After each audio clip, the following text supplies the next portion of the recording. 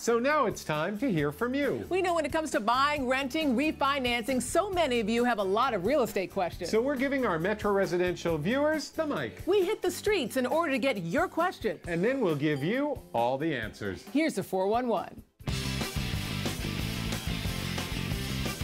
In a city like New York, it's hard enough to get around, let alone navigate the ins and outs of the real estate market.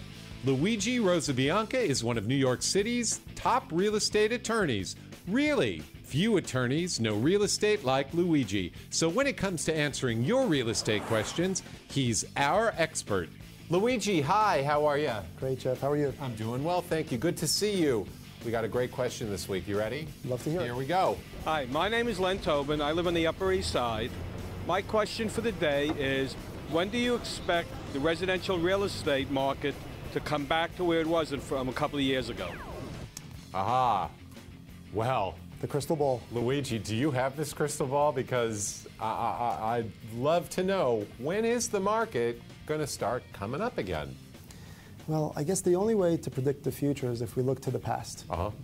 Real estate, like any other environment, is cyclical. You know, the gentleman that bought the modest property in the 1970s, which is worth millions today, was not a genius, nor was he a fool, but he won the war of attrition. So I think in the long term, it's been proven that in New York especially, real estate will always work. We'll have its ups, we'll have its downs, but in the long run, it's a win-win. But you got to be able to wait it out, right? So actually, it seems to me in this market, we're setting the foundation for more winners than we did before because the leverage is lower, you can't borrow as much, prices are lower. So this is a good time if you can hold on long term to buy, right? The current prudent conduct will help us in the near future. The reason we're in this mess is because our conduct was not prudent. It was actually economically imprudent, if not reckless. Borrowed too much money at too high a price and expected it would go up forever. Over-leveraged. Over-leveraged. And so when people say, you know, when's the market going to get back to where it was a couple of years ago, that may not be where we want it to be. Precisely. I think one of the reasons we've seen some vibrancy currently is because of the fiscal prudence. You know, people are purchasing what they can afford. Banks are lending what is fiscally prudent to lend. So these healthy norms may be strengthening today's market. And the buyers that you're seeing in your practice, Luigi, they're coming in with a longer view. They're going to hold these properties longer. They're putting more money down. And it's not about making a fast buck. Those days are over. So what you're saying is really fiscal discipline, prudent choices, slow growth. Let's look at this purchase for what it is. It's a long-term proposition, and if you can stay the course, you're going to come out a winner. It'll work. Fiscal prudence. And real estate is a wonderful asset to have in a portfolio if you're fiscally prudent. Okay. Hedge against inflation and all of that, which we'll cover in another show. Luigi, great information. Thank you very much. Thank you, Jeff. Hi, Luigi. Good to see you. Good to see you as well. We have a really interesting question this week. You ready? Let's hear it. Here we go. Hey, my name is Todd. I'm from Harlem, New York. My question is, how can I get a lower interest rate on my home if my home was worth less than when I bought it? Aha. Okay. Great question. Luigi, we've got property values that have softened over the last couple of years. Tremendously. And we've got borrowers who are at much higher rates than where the market is today.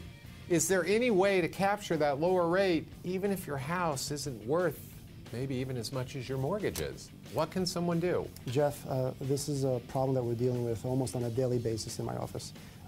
Fortunately, both through a federal intervention and some fiscal prudence by the bank, there are some wonderful loan modification programs out there available to borrowers that are both underwater, as you say, or seeking to be proactive and trying to avoid the inevitable. So if you're not able to make your payments, if you've already maybe missed a couple of payments, you can go through this program, which is, I think, makinghomeaffordable.gov, right?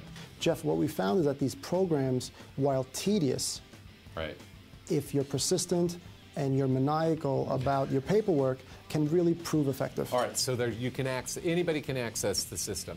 Absolutely. So what you're saying is that through these government programs and through this website, makinghomeaffordable.gov, I may have the ability to use an interface to find out if I can qualify, if I'm under distress, a modification, and if I'm just looking to refinance because the bank won't let me because I've lost value in my property, do a Making Home Affordable refinance. Jeff, before waving the white flag, I think you should entertain these options. So, Luigi, if all of this fails, if you try and get a modification, if you try and go through the program, makinghomeaffordable.gov program, and it still won't work, what do you do then? At that point, you roll up your sleeves and you try to make it work. We have to survive. You try to sell the house, put it on the market. You attempt a short sale via your same lender. There are various options out there, none of which are attractive. Do you recommend that an owner of a property talk to an attorney before they make a decision to either enter into a short sale or perhaps consider losing their home to foreclosure? I think they should speak to an attorney, they should speak to an accountant to address the tax implications, and they should also speak to a lender to try to guide them through the process. Very good advice. Luigi, thank you. Thank you, Jeff. Luigi, it's great to see you. Great to see you as well, Jeff. Okay, the question today, I can tell you, is one we have been inundated with. Really? Ready? Let's hear it. Here we go. Hi, my name is Joe Murray from Hawthorne, New Jersey. And I was wondering, why do banks make it so hard to buy a short sale home? Don't they need the money? Aha. Luigi, the home is on the market as a short sale, which means what?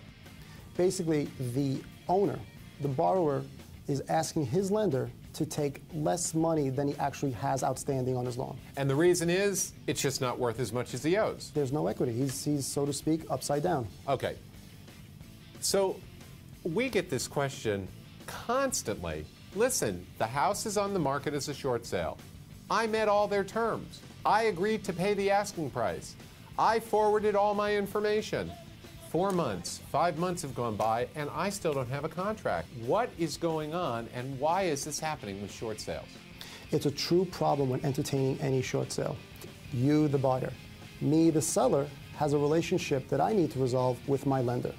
So unfortunately, you become the distressed third-party beneficiary of my financial distress. So once I can sort things out with my lender and go through the short sale application and get it approved, then I'll be able to sell it to you. I see. So the fact that a property's on the market as a short sale doesn't mean it's ever going to sell. Well, you would like to think that I, as the seller, would have done my homework and at least started the short sale application process. Unfortunately, most sellers don't do it until they have a bona fide accepted offer from you, the purchaser. So then it's just a tedious 6-7 month ordeal.